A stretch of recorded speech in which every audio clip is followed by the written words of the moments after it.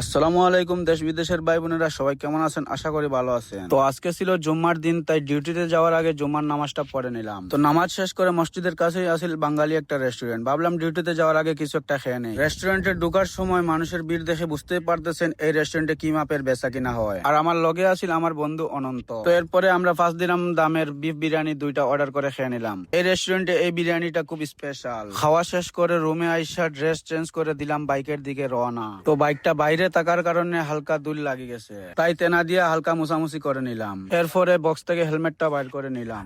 আর এই জিনিসটা দিনের বেলা রোদের কারণে ইউজ করি, যাতে গরমে মোবাইলটা হিট আপ না হয়। রোদের কারণে হাতটা কালো হয়ে যায়, তাই এই গ্লাভসটা লাগাই নিলাম। বাদ বাকি আরো সেফটি আছে যেগুলো হাতে পায়ে পরি, কিন্তু এখন গরম বেশি থাকার কারণে বেশি একটা পরি না।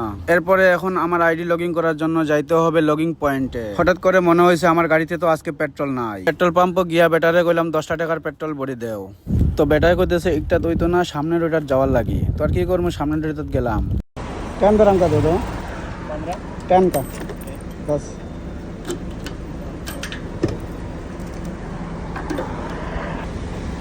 তো এখন পেট্রোল ভরা শেষ, এখন বেটারে 10টা টাকা দিয়ে দিতে হইব। পেট্রোল ভরতে ভরতে লেট হয়ে গেছে, এখন যত তাড়াতাড়ি সম্ভব আমার লগিং পয়েন্টে যেয়ে পৌঁছাইতে হইব। কোন কোম্পানি এখন আগে থেকে অনেক কঠিন হয়ে গেছে, সামান্য লেট হয়ে গেলেই অফিসে ডাক দিবে, আর অফিসে গেলেই একবার তোমার কৈফত দিতে দিতে শেষ।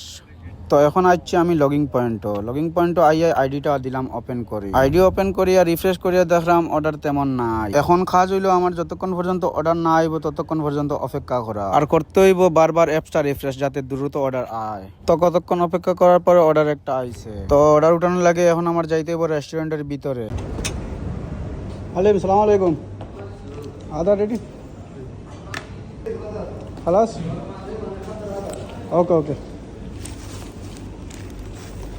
অর্ডার ব্যাগও ভরিয়া পিক আপ করে দেখি কাস্টমার খালি ফ্ল্যাট নাম্বার লেখছে। তো এখন আমার করণীয় হইলো কাস্টমারের লোকেশনে পৌঁছাইয়া কাস্টমারের কল দিয়া জিগানো বিল্ডিং এর নাম কিতা। লোকেশন লাগাইয়া দেখলাম কাস্টমার বেশি একটা দূরে না, মাত্র 3 কিলোমিটার।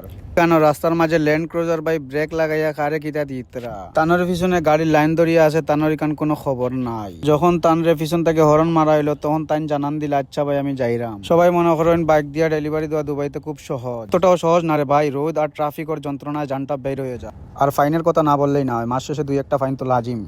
নাই, ওটাই বাস্তব। সূর্যের দিকে তাকাইলে মনে হয় যে তো আলো আগে কোনো দিনও দেয় না, সম্পূর্ণ গরম আজকে ডালি দিছে। তো সিগন্যাল খুলে দিয়েছে আর কাস্টমারের লোকেশনও বেশি দূর রয়েছে না। এখন আমার প্রথম কাজটা হইলো কাস্টমারের কল দিয়া কনফার্ম হইতে হইব কোন বিল্ডিং।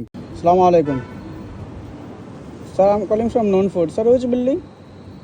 তো কাস্টমারের যে বিল্ডিং এর নাম বলছে সেটা এখান থেকে বেশি একটা দূর না। তো এখন আমি হেলমেটটা খুলে চুলটা একটু সুন্দর করে লিফটের দিকে রওনা দিলাম।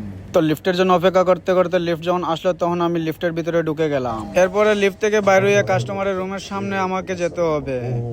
ডেলিভারি কাজের সবচেয়ে বিরক্তকর পার্ট হচ্ছে এখানেই, ডোরবেল বাজায় অপেক্ষা করতে করতে যখন কাস্টমার না আসে। যাই হোক, এরপরে কাস্টমার আসলো, কাস্টমারের হাতে কাস্টমারের ফুডটা দিয়ে আমাকে চলে যেতে হবে অন্য আরেকটা অর্ডার খোঁজার জন্য। তো এরপরে এদিক সেদিক ঘোরাঘুরির পরে অর্ডার আর আইতেছিল না। তো হঠাৎ করে আমার বন্ধু কামরানে ফোন দিয়ে বললো যদি অর্ডার না থাকে তাহলে চলে আমাদের রুমে, আমি মিল্কশেক বানাবো, দুজন মিলে খাবো। তো এখন মিল্কশেক বানানোর জন্য যা যা লাগে তা নেওয়ার জন্য একটা দোকানে আইলাম। এখান থেকে দুধ, কলা আর যা যা লাগে মিল্কশেক বানাইতে সবগুলো কিনলো। তো আজকাল গরমের জন্য অর্ডার বেশি একটা হয় না, তাই আমরা এরকমই টাইম পাস করি বেশি একটা সময়। তো এরপরে রুমে আইসাম, সবকিছু দিয়ে মিল্কশেক বানানো শেষ হলে আমরা দুজন মিলে মিল্কশেক খাই। তো মাঝে মধ্যে এই ধরনের মিল্কশেক খাওয়া কিন্তু অনেক উপকারী। আমরা যারা রাইডাররা আছি তাদের জন্য আরো বেশি উপকারী, তাই মাঝে মধ্যে এগুলা খাই।